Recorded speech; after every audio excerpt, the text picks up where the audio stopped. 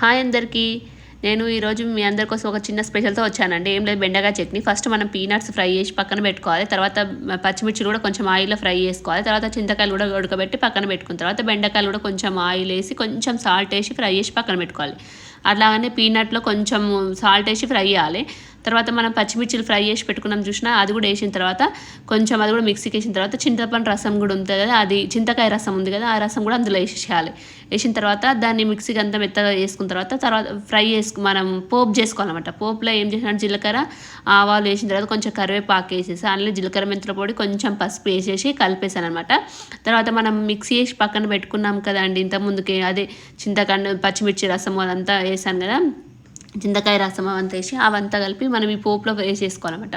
ఇది కొంచెం కలిపేసిన తర్వాత మనం ముందే కొంచెం సాల్ట్ వేసి ఫ్రై చేసుకున్నాం కదా ఆయిల్లో బెండకాయలు, ఆ ముక్కలు కూడా ఇందులోనే వేసి కలిపేసేసేయాలన్నమాట. కొంచెం లాస్ట్లో మనకు సాల్ట్ సరిపోయిందో లేదో చూసుకోవాలి. మనం ఫస్ట్ పల్లీలనే సాల్ట్ వేసాం కానీ ఒకసారి సరిపోయిందో లేదో చూసుకొని మళ్ళీ వేసేసుకుంటే సరిపోతుంది. చాలా బాగుంటుందండి taste. Thank you so much అందరికీ. Bye bye.